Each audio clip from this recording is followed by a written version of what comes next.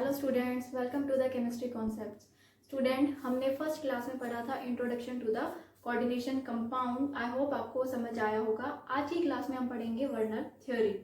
Werner theory was given by Werner scientist in 1893 and this theory explain the formation and the structure of coordination compounds.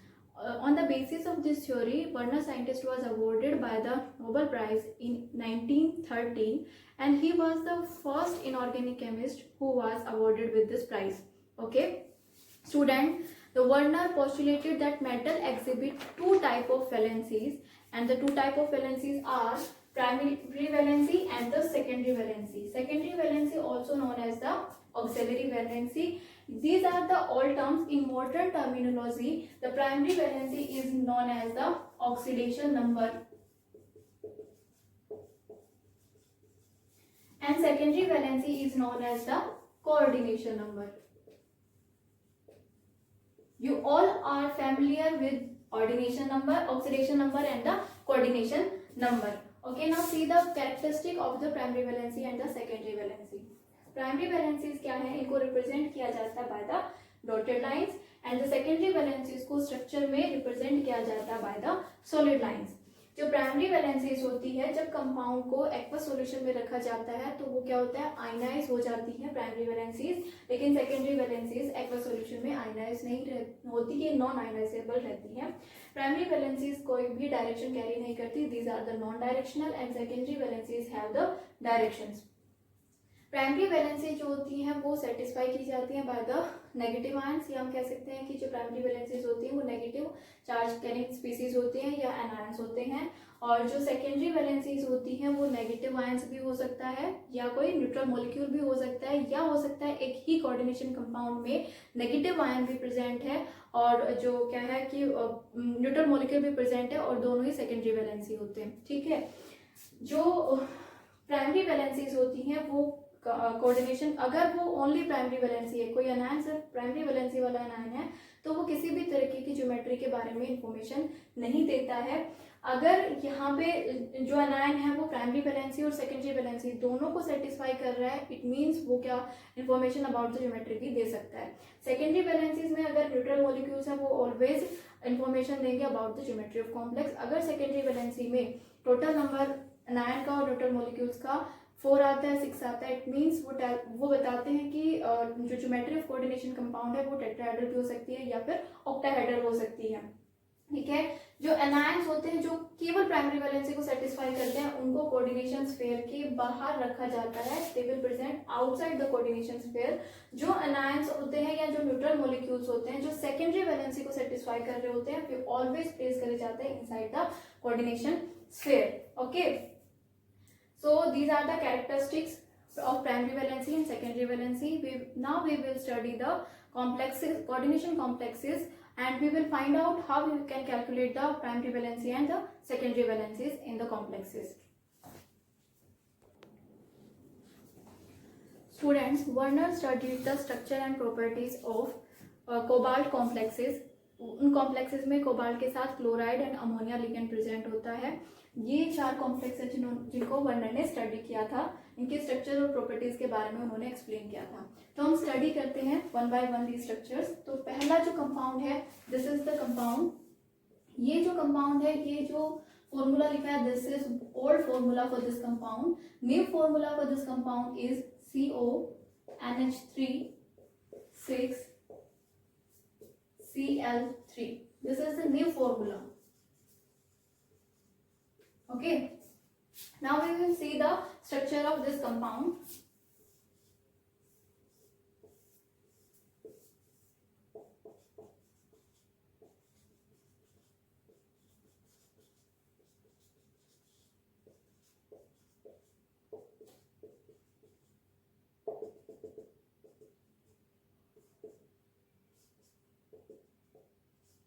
Okay, this is the structure of this complex. Okay, इस structure में अब हमें find out करना है कि कौन सी primary valency है कौन सी सेकेंडरी वैलेंसी है. तो मैं लिखती हूँ only primary valency, only secondary valency. ठीक है, primary as well as secondary valency.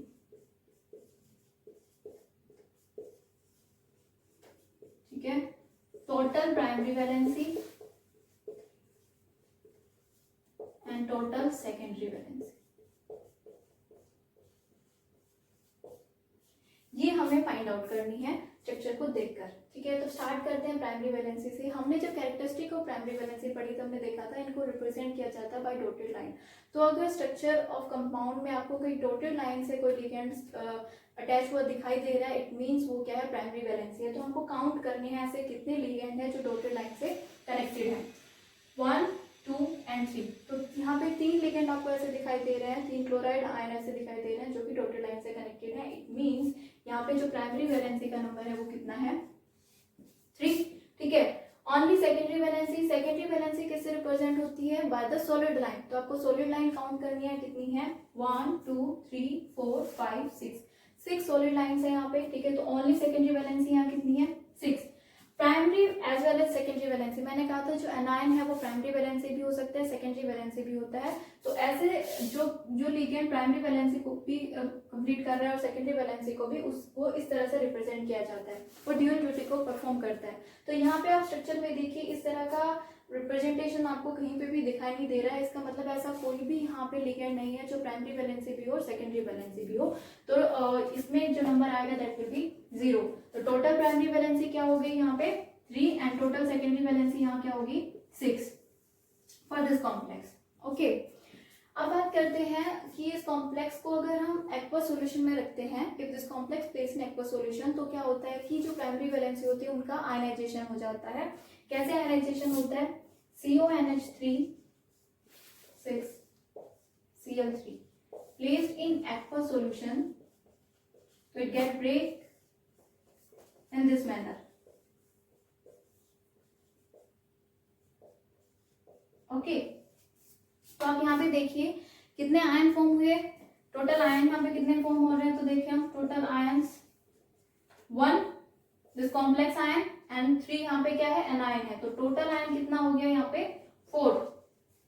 ठीक है, टोटल आयन का फॉर्मेशन हुआ। जब हम इसको एक्वा सॉल्यूशन में प्लेस करते हैं तो जो बिल्कुल अलग हो गए हैं कॉम्प्लेक्स से, वो क्या है, यहाँ पे प्राइमरी वैलेंसीज थी। तो यहाँ पे 3 प्राइमरी वैलेंसी हैं जो कि 3 क्लोराइड आयन की फॉर्म में डिटैच हो गई है यहाँ से। ओके, अब अगर हम अगर इसको प्लेस किया जाता है AgNO3 में, या फिर इसको ट्रीट किया जाता है इस कॉम्प्लेक्स को AgNO3 के साथ, तो यहाँ पे क्या फॉर्म होता है, 3AgCl के मॉलिक्यूल जो होते हैं यहाँ पे प्रेसिपिटेट आउट होते हैं। ठीक है, तो ये 3GaCl के जो प्रेसिपिटेट आउट हो रहे हैं, इसका क्या मतलब है कि ये जो मॉलिक्यूल था, ये जो कॉम्प्लेक्स था, वो फर्स्टली क्या होता है, आयनाइज होता है। 3 क्लोराइड आयन इस कॉम्प्लेक्स से डिटैच हो जाते हैं और ये 3 क्लोराइड आयन जो AgNO3 में Ag+ है उसके साथ मॉलिक्यूल का फॉर्मेशन करते हैं और AgCl की फॉर्म में प्रेसिपिटेट आउट हो जाते हैं यहाँ से। ठीक है, तो ये जो स्ट्रक्चर है इसमें हम ये सारी बातें देखते हैं कि स्ट्रक्चर इसका कैसा होता है, प्राइमरी वैलेंसीज में क्या है, सेकेंडरी वैलेंसीज में क्या है। एक्वा सॉल्यूशन में जब इसको रखते हैं तो टोटल 4 आयन का यहाँ पे फॉर्मेशन होता है और जब इसको AgNO3 के साथ ट्रीट कराया जाता है तो 3 moles of AgCl precipitate out होते हैं। Now we will see the next structure. Okay student, let's see the next compound. Okay, ये जो फॉर्मूला है ये क्या है, अगेन ऑल्ट फॉर्मूला है दिस कॉम्प्लेक्स के लिए। ठीक है, न्यू फॉर्मूला क्या होगा यहाँ, CONH3 5 Cl and Cl2, this is the new formula. ठीक है, इस न्यू फॉर्मूला का अगर हम स्ट्रक्चर देखें तो कैसा होगा,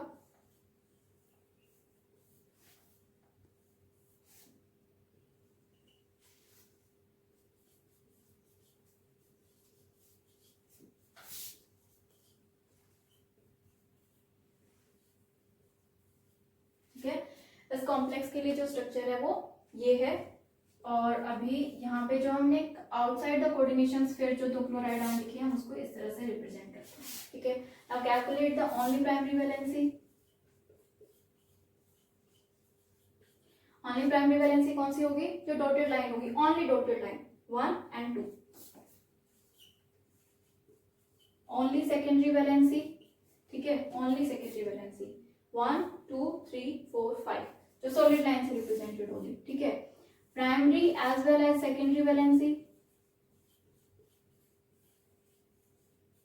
का नंबर कितना है, तो आपको ऐसा जो कि सॉलिड लाइन भी है और डॉटेड लाइन भी है वो लिगेंड कितना है 1, तो इनका नंबर कितना होगा 1। टोटल प्राइमरी वैलेंसी क्या होगी अब 2 + 1 is equals to 3। Total secondary valency कितनी होगी यहाँ पे 5 + 1 इज इक्वल टू 6। ठीक है, इस तरह से हम primary valency and secondary valency को कैलकुलेट करते हैं। लेकिन हमें ये बात बहुत ध्यान में रखने की होती है कि हमसे पूछा क्या जा रहा है, प्राइमरी वैलेंसी पूछी जा रही है, ओनली प्राइमरी वैलेंसी पूछी जा रही है, टोटल प्राइमरी वैलेंसी पूछी जा रही है, या वो वैलेंसी पूछी जा रही है जो प्राइमरी वैलेंसी भी है और as well as secondary valency भी है। तो ये सारी बातें हमें ध्यान रखने की है। ठीक है, अब देखते हैं अगर हम इस कॉम्प्लेक्स को एक्वस सॉल्यूशन में प्लेस करते हैं तो क्या होता है, आयनाइजेशन होगा या नहीं होगा, या होगा तो किस तरह से होगा। तो जब उसको एक्वस सॉल्यूशन में प्लेस किया जाता है तो क्या होता है, यहाँ पे इस तरह से आयन का फॉर्मेशन होता है। ठीक है, तो अब total ion after the ionisation कितने फॉर्म हो रहे हैं यहाँ पे, टोटल आयन 1, ये पूरा एक आयन है। ठीक है, और ये कितने हैं 2, तो 1 + 2, total number of ion form after the ionisation is 3। ठीक है, 3 आयन यहाँ पे फॉर्म हो रहे हैं। is treated with AgNO3 solution, then हमें क्या मिलेगा 2 मोल ऑफ AgCl3। ठीक है, अगर इस कंपाउंड को अगर AgCNO3 के साथ ट्रीट कराया जाए तो क्या होता है, यहाँ पे 2 AgCl के जो मोल हैं वो वहाँ पे प्रिसिपिटेट आउट होते हैं। फर्स्ट कंपाउंड में हमने क्या देखा था, 3 moles of AgCl precipitate out होते हैं, यहाँ पे 2 mole of AgCl precipitate out होते हैं। उसका इसमें डिफरेंस क्यों है, बिकॉज यहाँ पे जो कोऑर्डिनेशन स्फीयर के बाहर जो क्लोराइड आयन थे वो 3 थे। ठीक है, और यहाँ कोऑर्डिनेशन स्फीयर के बाहर जो क्लोराइड आयन है वो उनका नंबर क्या है 2। तो ये जो आउटसाइड द कोऑर्डिनेशन स्फीयर जो क्लोराइड आयन है सिर्फ वही आयनाइजेशन में जाते हैं, और आयन फॉर्म होने के बाद ही, आयंस में डिसोसिएट होने के बाद ही Ag+ जो आयन है उसके साथ वो कंबाइन होकर प्रेसिपिटेट आउट होते हैं। ठीक है, now we will see the next structure, और उसमें उसकी फॉर्मेशन कैसे होती है स्ट्रक्चर की, उसमें प्राइमरी वैलेंसी और सेकेंडरी वैलेंसी को कैलकुलेट करते हैं। ठीक है स्टूडेंट, तो देखते हैं थर्ड कॉम्प्लेक्स हमारा, दिस इज थर्ड कॉम्प्लेक्स जिसको वर्नर ने स्टडी किया था। तो ये भी कॉम्प्लेक्स का ओल्ड नेम है, new name of this complex is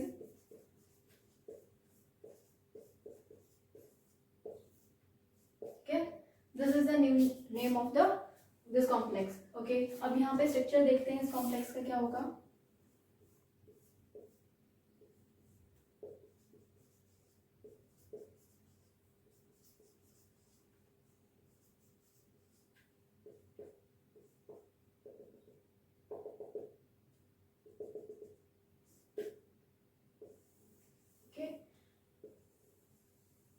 तो this is the structure of this complex. ठीक है, यहाँ पे आप कैलकुलेट करते हैं नंबर ऑफ प्राइमरी वैलेंसी। तो ओनली प्राइमरी वैलेंसी क्या है, जो सिंपली डॉटेड लाइन से रिप्रेजेंटेड है, तो उसका नंबर कितना है 1।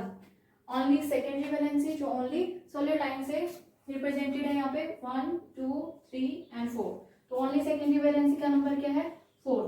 तो हम नेक्स्ट क्या कैलकुलेट करेंगे, primary valency as well as the secondary valency. तो उसमें हमें क्या देखना होता है, solid line as well as dotted line से जो represented होगा ligand, that will be the primary valency and secondary valency। तो इस ऐसे लाइन कितनी है यहाँ पे 1 and 2, तो यहाँ पे primary valency as well as secondary valency कितनी है 2। तो टोटल प्राइमरी वैलेंसी क्या होगी 2 + 1 is equals to 3, and total secondary valency क्या होगी 4 + 2 इज इक्वल्स टू 6। ठीक है, इस तरह से इस कॉम्प्लेक्स में primary valency and secondary valency आप कैलकुलेट कर सकते हैं। अब अगर इस कॉम्प्लेक्स को एक्वस सॉल्यूशन में रखा जाए, ठीक है, तो क्या होगा, इसका आयनाइजेशन होगा और जो आयंस बनेंगे वो इस तरह से होंगे।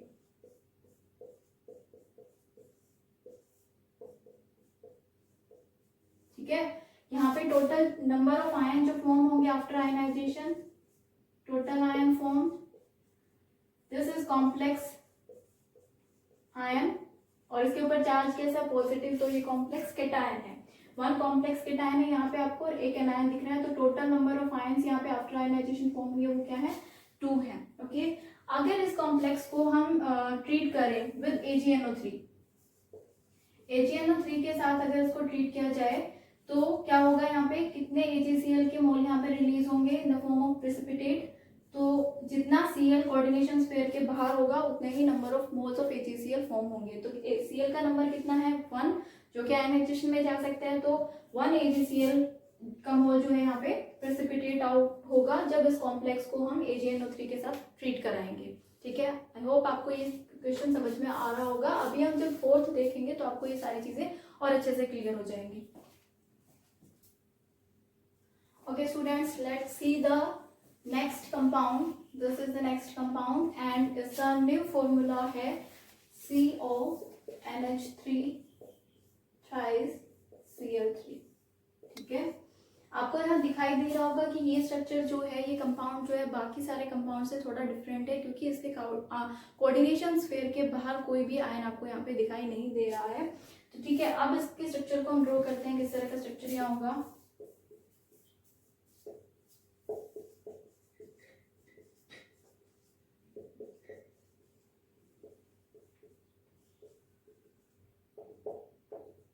ठीक है, ये उस कॉम्प्लेक्स का स्ट्रक्चर है। और इस स्ट्रक्चर में आपको क्या दिखाई दे रहा है, प्राइमरी वैलेंसीज आपको कितनी दिखाई दे रही है यहाँ पे, ओनली प्राइमरी वैलेंसीज, एक भी नहीं है यहाँ पे। ओनली प्राइमरी वैलेंसी का नंबर कितना है 0।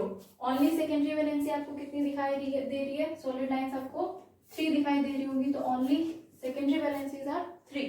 Primary as well as secondary valencies कितनी है यहाँ पे, तो काउंट करते हैं 1, 2 एंड 3। तो ये क्या है 3। नाउ टोटल प्राइमरी वैलेंसी क्या होगा, 3 + 0 is equals to 3। Total secondary valency क्या होगा, only secondary valency plus primary as well as secondary valency. तो 3 + 3 इज इक्वल्स टू क्या होगा 6। ठीक है, तो इस कॉम्प्लेक्स में जो नंबर ऑफ प्राइमरी वैलेंसी आता है वो 3 आता है टोटल, और टोटल सेकेंडरी वैलेंसी आता है वो क्या आता है 6 आता है। अगर हम इस कॉम्प्लेक्स को एक सॉल्यूशन में रखें तो क्या होगा, तो इसका आयनाइजेशन होगा नहीं, इसका कोई भी आयनाइजेशन नहीं होगा, बिकॉज आयनाइजेशन किसका होता है, ओनली प्राइमरी वैलेंसी का आयनाइजेशन होता है। और प्राइमरी वैलेंसी कहाँ होती है, कोऑर्डिनेशन स्फीयर के बाहर। और आपको क्या दिखाई दे रहा है, इस कॉम्प्लेक्स में कोऑर्डिनेशन स्फीयर के बाहर कुछ भी प्रेजेंट नहीं है। इसका मतलब इसमें ओनली प्राइमरी वैलेंसी 0 है, और जब प्राइमरी वैलेंसी ही नहीं है तो इसमें नो आयनाइजेशन होगा। और तो यहाँ पे हम लिख सकते हैं नो आयनाइजेशन। ठीक है, कोई भी आयन फॉर्म नहीं होगा, तो total ion in this complex क्या होगा, विल बी 0। ठीक है, कोई आयन नहीं होगा यहाँ पे। और अगर हम इसको AgNO3 में प्लेस करेंगे तो AgNO3 के साथ अगर इसको ट्रीट करेंगे तो नो पीपीटेबल फॉर्म।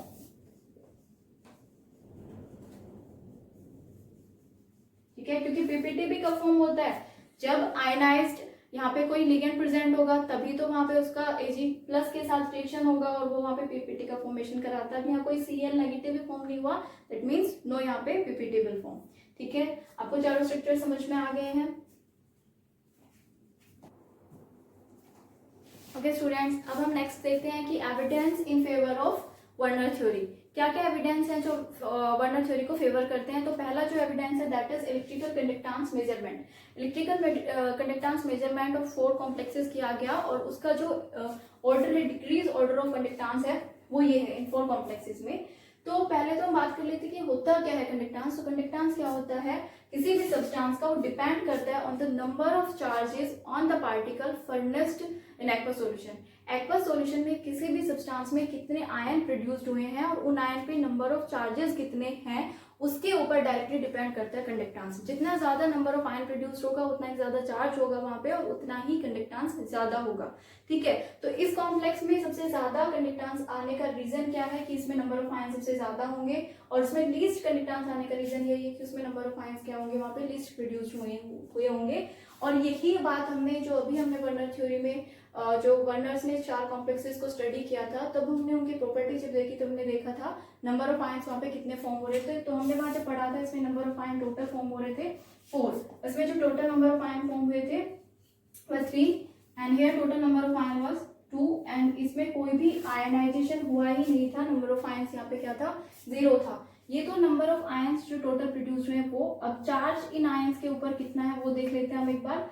चार्ज यहाँ पे देखिए, ये आयन किस तरह से ब्रेक हुआ था, 3+ एंड ऐसे लिख देते हैं हम 3+ एंड 3 क्लोराइड आयन। इस तरह से ये आयनाइजेशन होने के बाद ब्रेक हुआ था। तो चार्ज अगर हम इसमें कैलकुलेट करते हैं इस कॉम्प्लेक्स में तो क्या आता है 3 plus and 3 negative 2, total charge यहाँ पे कितना है 6।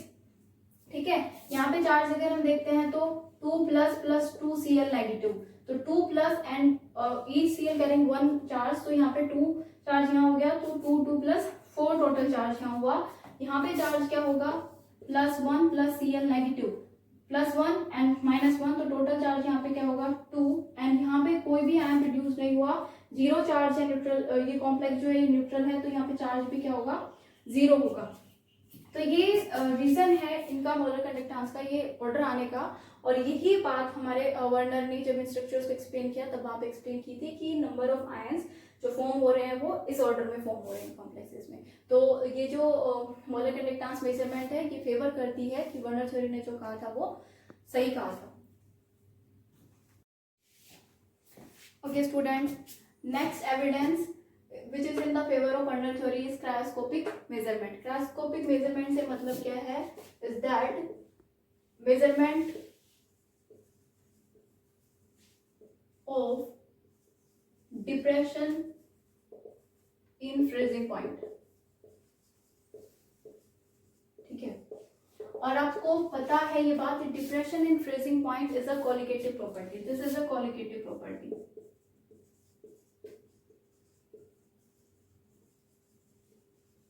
ओके, कोलिगेटिव प्रॉपर्टी होती क्या है, it depends on the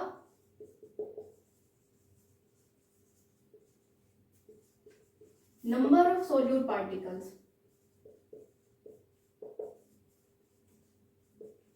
in the solution. ठीक है, जितना ज्यादा नंबर ऑफ सोल्यूट पार्टिकल होगा सॉल्यूशन में उतनी ही ज्यादा कोलिगेटिव प्रॉपर्टी आती है। ठीक है, तो पहले से एक बार देख लेते हैं कि डिप्रेशन इन फ्रीजिंग पॉइंट होता क्या है। तो डिप्रेशन इन फ्रीजिंग पॉइंट क्या है, मैंने ग्राफ प्लॉट किया है जिसमें वाई एक्सिस पे वेपर प्रेशर है एंड एक्सिस पे टेम्परेचर डिनोट किया गया है। ठीक है, तो यहाँ पे देखिए vapour pressure of pure solvent यहाँ पे लिखा है मैंने, जो कि इतना है। अब वो लिक्विड सॉल्वेंट की फॉर्म में उसका वेपर प्रेशर इतना होता है, अगर वो सॉल्वेंट को टेम्परेचर कम किया जाए तो वो क्या होता है, फ्रीज होना स्टार्ट हो जाता है। तो द टेम्परेचर और उसका वेपर प्रेशर क्या होता है, डिक्रीज होता है जब वो सॉलिड स्टेट में होता है।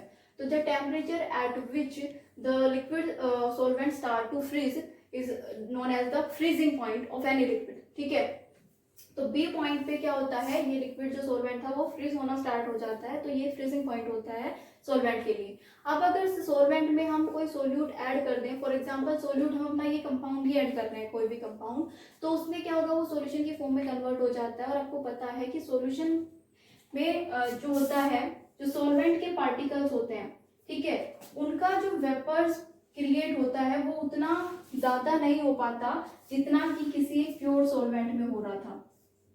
प्योर सॉल्वेंट में ये वेपर प्रेशर बहुत ज्यादा होता है।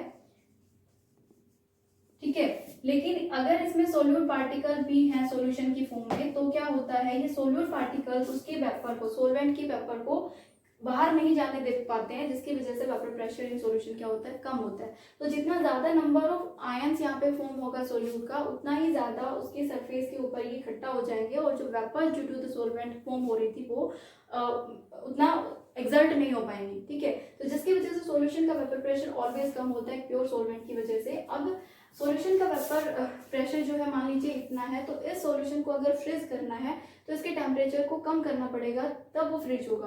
तो जैसे जैसे इसके टेम्परेचर को फ्रीज करते जाते हैं, ये ई पॉइंट ऐसा पॉइंट आता है, इस टेम्परेचर के ऊपर क्या होता है, ये जो सॉल्यूशन था वो फ्रीज होना स्टार्ट हो जाता है।